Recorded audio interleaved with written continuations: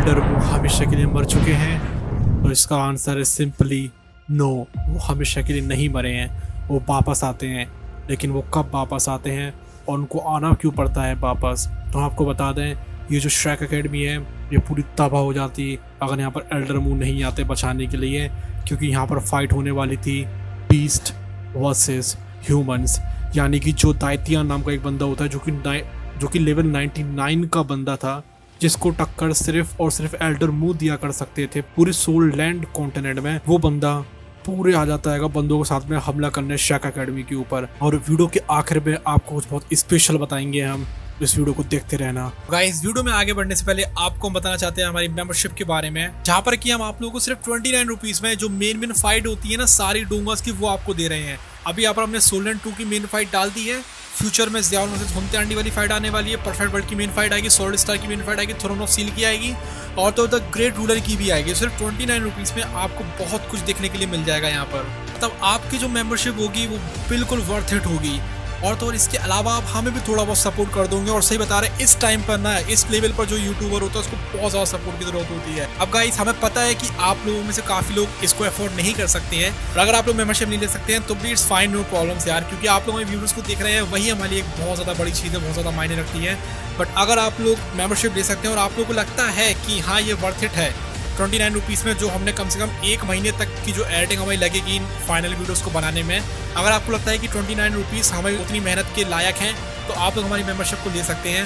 वरना कोई भी दिक्कत वाली बात नहीं है, आप हमारी वीडियोस को देखते हैं, वो भी हमारे लिए बहुत है। थैंक यू सो मच हमारी वीडियोस को देखने के लिए। तो चलिए वीडियो में आगे बढ़ते हैं। अभी यहाँ पर बहुत तगड़ी वाली फाइट चल रही होती है, क्योंकि यहाँ पर जो बीस्ट गॉड होता है दाइतियन, उसने श्रेक एकेडमी को तबाह करने का मन बना लिया था। जितने ये बंदे होते हैं श्रेक एकेडमी वाले, जो एल्डर्स होते हैं जैसे कि एल्डर सॉन्ग वगैरह, वो यहाँ पर सामना कर रहे होते हैं दाइतियान के बीस्ट का। यहाँ पर एक से एक बीस्ट आए होते हैं। एक तो भालू वाला बीस्ट आया होता है, वो शायद टॉप 5 में आता है, और वो उतना खतरनाक था कि लेवल 95 के बंदा भी उसके पूरी पावर से हमला करता है, उसका कुछ नहीं उखड़ता है। अभी यहाँ पर बहुत तगड़ी वाली बैटल चल रही होती है। जो एल्डर सॉन्ग होते हैं, जो कि ट्रांसेंडेंट डालुआ हैं, वो बहुत ज़्यादा तगड़े थे, ओवर पावर कर देते हैं 6 विंग्ड जो डार्क गोल्डन टाइगर होता है। और इसके बाद वो टारगेट करने लगते हैं बाईजाय को। अब यहाँ पर जो बाईजाय था वो बहुत तगड़ा वाला हीलर था, लेकिन उसका डिफेंसिव स्ट्रेंथ नहीं थी, उसकी वजह से वो वल्नरेबल था। एल्डर सॉन्ग के जो रेलेंटस अटैक होते हैं उसको एकदम से दाइतियन आकर रोक देता है, जिसकी पावरफुल जो पर्पल लाइट होती है उसकी वजह से एल्डर सॉन्ग को रिट्रीट में जाना पड़ा था। जो दाइतियन का इंटरवेंशन होता है वो एक टर्निंग पॉइंट था बैटल में। अभी उसके पास इतनी ज़्यादा तगड़ी वाली पावर थी। अभी उसके पास जो गॉडली बुल होता है ताओताए, उसकी वजह से जो एल्डर ज़ुआन होते हैं वो आसमान से नीचे टपकने लगते हैं। जो दाइतियन होता है वो बहुत ज़्यादा तगड़े वाले परस्यूट में था, वो एम कर रहा था कि यहाँ पर एल्डर ज़ुआन को पूरी तरीके से निपटा दिया जाए। अभी एल्डर ज़ुआन जो है वो सिर्फ लेवल 98 पर है, दाइतियन लेवल 99 पर है।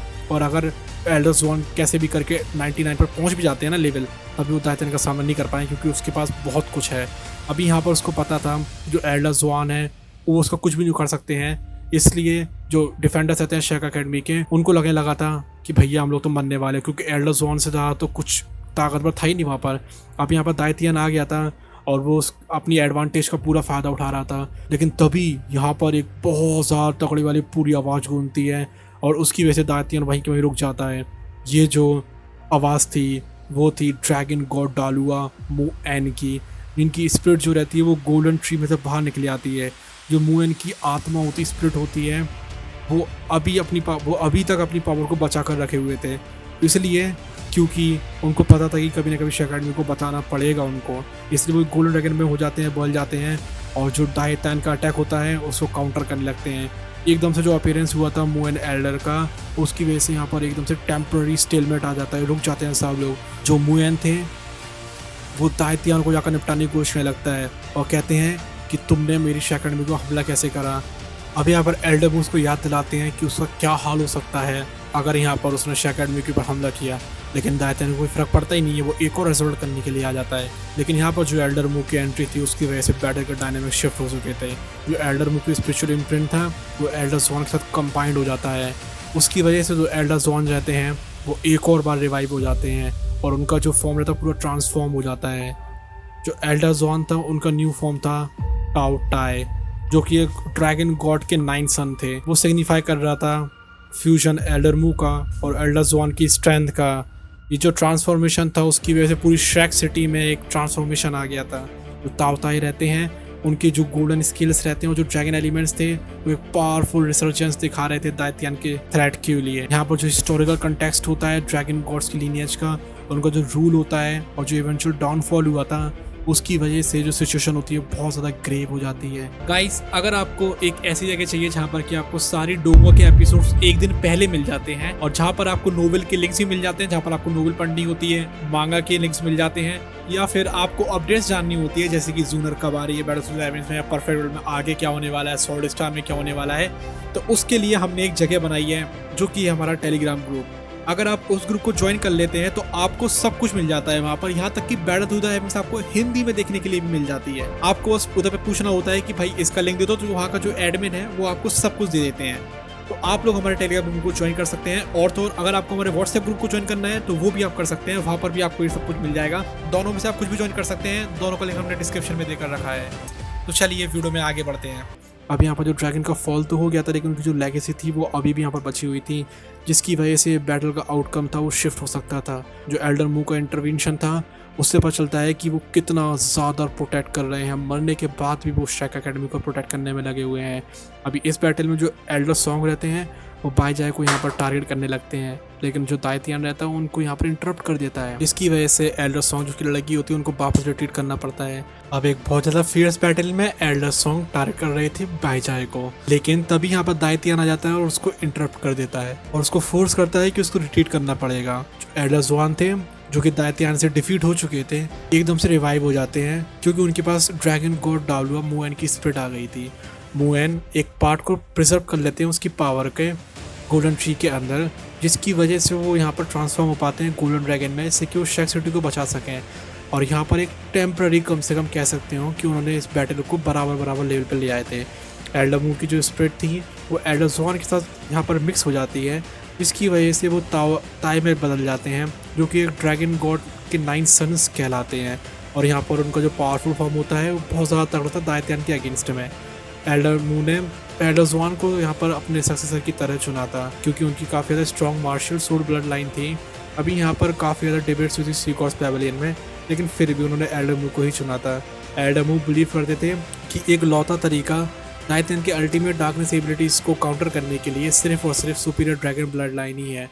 एल्डर मू ने नर्चर किया था एल्डर जुआन को, ये देखते हुए कि यहाँ पर जो गॉडली दाओ ताई जो बुल है उसकी पावर उसके अंदर डाल सकते हैं, जिसकी वजह से उनके अंदर एक ड्रैगन गॉड्स की जो 5th सन ब्लड लाइन होती है उसकी पावर अवेकन हो जाएगी, क्योंकि उनके पास वैसी ब्लड लाइन ऑलरेडी थी। अभी यहाँ पर एल्डर मू की स्पिरिचुअल पावर की वजह से एल्डर जुआन ट्रांसफॉर्म हो जाते हैं एक ट्रू ताओ ताई में, जिसकी वजह से दाइतियान हेजिटेट करने लगता है। और यहाँ पर वो सोचता है कि यहाँ पर एंशिएंट ड्रैगन के जो रूलर्स थे उनकी क्या ही मतलब पावर लेवल हुआ करती थी। यहाँ पर दाइतियान इनिशियली मिस्टेक कर लेता है एल्डर जुआन को एक्चुअल ताओ ताई के लिए, और उसको समझ में आ जाता है कि उसको यहाँ पर उनके ऊपर जल्दी से फ्यूरियसली अटैक करना पड़ेगा। लेकिन कुछ भी हो, यहाँ पर जो एल्डर मू थे और एल्डर जुआन थे उनकी कंबाइंड पावर बहुत तगड़ी थी, और तो गोल्डन ट्री से भी उनको पावर मिल रही थी, जिसकी वजह से उन्होंने एक रेसिलिएंट गोल्डन बैरियर बना लिया था। इसकी वजह से वो शेक सिटी को प्रोटेक्ट कर पा रहे थे, और जो ताओ ताई इसकी स्ट्रेंथ थी उसको एनहांस कर पा रहे थे।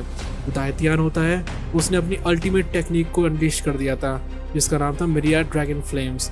लेकिन जो ताओ ताई होता है उसकी ज़्यादा प्योरर ब्लड लाइन थी, इसलिए वो उस अटैक को अपनी ड्रैगन फ्लेम्स की मदद से काउंटर कर लेता है।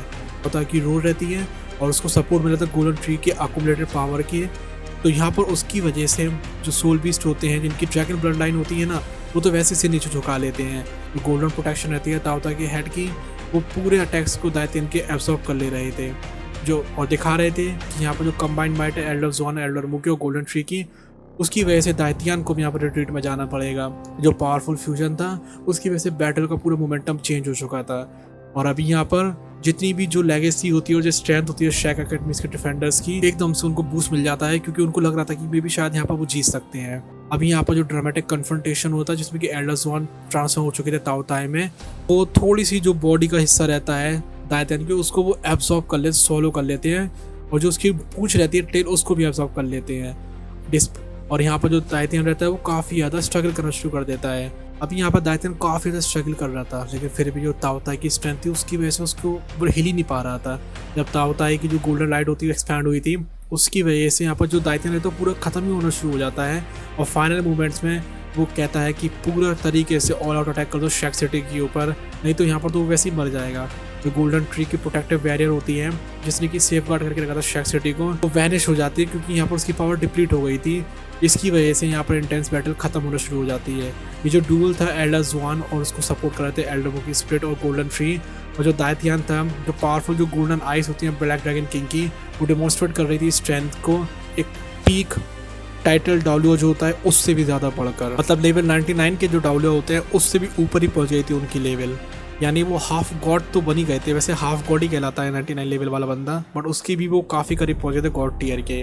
अभी यहाँ पर जो शेक अकेडमी थी वो मैनेज कर पा रही थी दायतियान को सील करने में, लेकिन फिर भी ये जो सील की ड्यूरेशन थी वो ज़्यादा लंबी नहीं होने वाली थी। जो डिस्प्ले थी अभी शेक की फॉर्मेडल स्ट्रेंथ का, वो सिग्निफिकेंटली बूस्ट कर दिया था जितने भी डिफेंडर्स थे ना शेक अकेडमी के, उनके मॉरल को, जिसकी वजह से वो और भी ज़्यादा तगड़े तरीके से फाइट कर सकें।